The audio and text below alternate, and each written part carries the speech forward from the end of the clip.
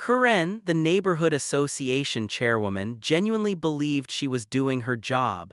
In her mind, she wasn't abusing power, she was enforcing standards.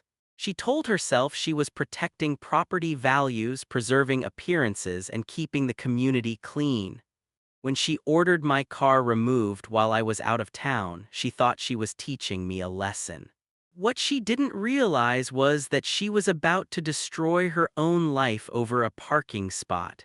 She made one fatal mistake, one decision driven by ego instead of law. She didn't call a licensed towing company. She didn't follow procedure. She didn't notify the police. Instead, she called her brother-in-law's salvage yard and had my car taken in the dead of night. When I came home and found my driveway empty, I didn't call the neighborhood association. I didn't argue with the board, I didn't send emails or demand meetings. I called the police. And 5 minutes ago, I watched officers place Karen into the back of a patrol car, hands cuffed behind her back, neighbors watching from their front lawns in stunned silence. She wasn't facing a warning. She wasn't facing a fine. She was being charged with felony vehicle theft. This is how she lost everything over a parking dispute. Before I tell you how it all unfolded, if you enjoy stories where entitled HOA leaders finally face consequences, make sure you support the channel. Subscribe right now to HOA Central, you don't want to miss what happens next. To understand how this situation escalated into a felony arrest, you need to understand the car. It wasn't just transportation. It wasn't a beater or a daily driver. It was a 1970 Dodge Challenger R/T, a true American muscle car. I had spent nearly 6 years restoring it from the ground up. Every bolt, every panel, every piece of trim had been carefully sourced, repaired, or replaced. I poured over $85,000 into that car, not because I planned to sell it, but because it mattered to me. That car represented patience, dedication, and countless late nights in the garage. It was my escape after long work weeks.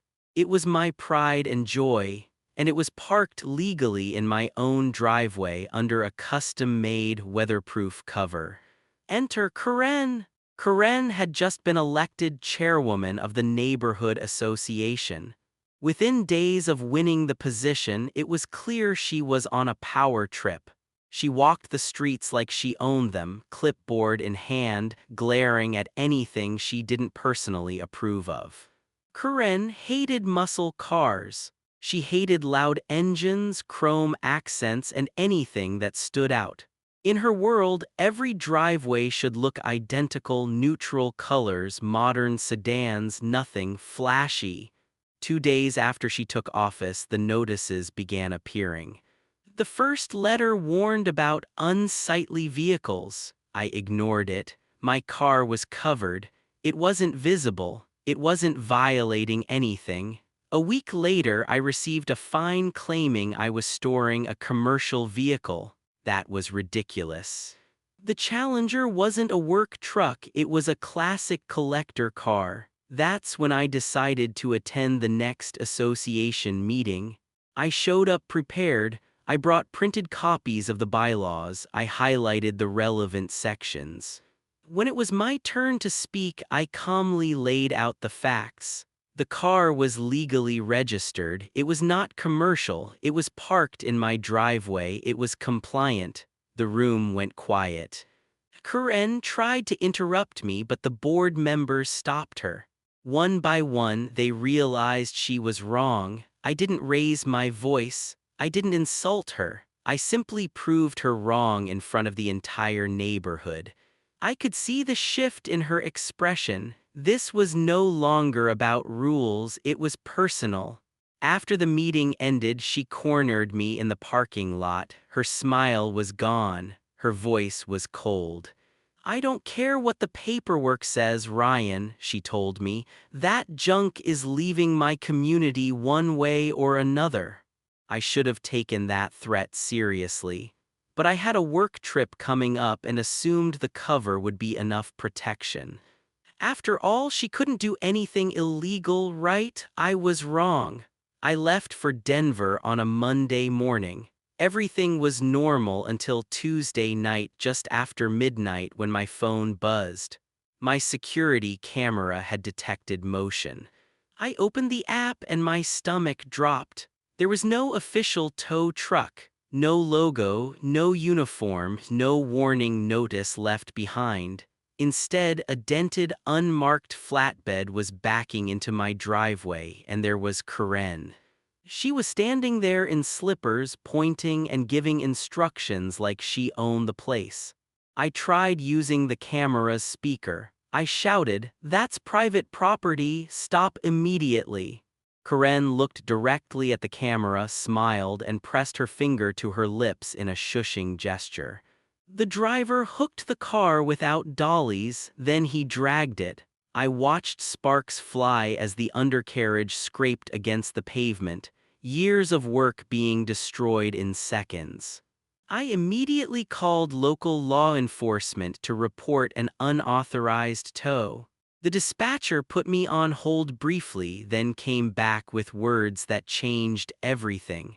"There's no record of any tow request at your address, sir.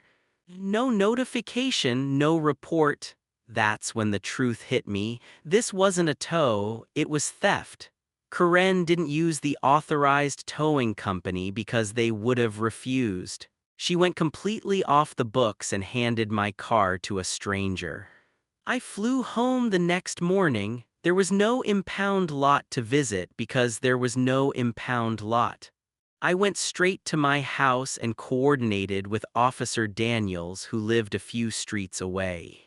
I told him everything and asked him to wait nearby. Then I walked to Karen's house. She answered the door before I could knock, holding a clipboard, wearing a satisfied smile.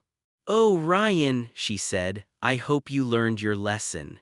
The street looks so much better now. You can retrieve the car later, though fines are $450 per day." I pretended to be confused. "Which impound lot is it at?" I asked. "I need it back today," she laughed.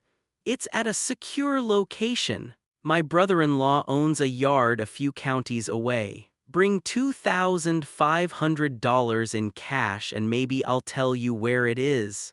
That was the confession. She admitted she used a personal contact.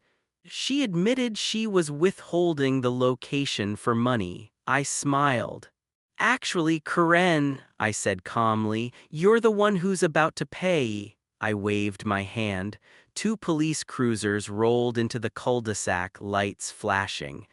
Karen's face drained of color. The clipboard hit the ground. She started shouting about authority and position. Officer Daniels stepped forward and asked one simple question. "Ma'am, do you have a signed work order and proof of police notification?" She didn't. He explained the law clearly: unlicensed removal, failure to report, transporting a vehicle across county lines to a private salvage yard.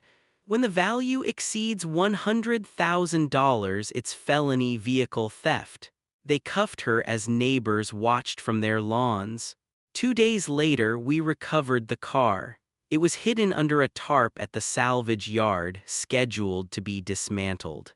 Karen wasn't enforcing rules, she was trying to erase evidence. She was charged with felony auto theft and conspiracy. The association removed her immediately. I sued them anyway. The settlement was $170,000, enough to repair the damage and buy a new daily driver. Karen sold her house to cover legal fees. Last I heard, she's renting an apartment. She wanted to clean up the neighborhood. She succeeded. It's a much better place without her. If you enjoy real stories where HOA power trips backfire and justice wins, subscribe to HOA Central right now. Hit the like button, share this story, and stay tuned, because the next HOA nightmare is even worse.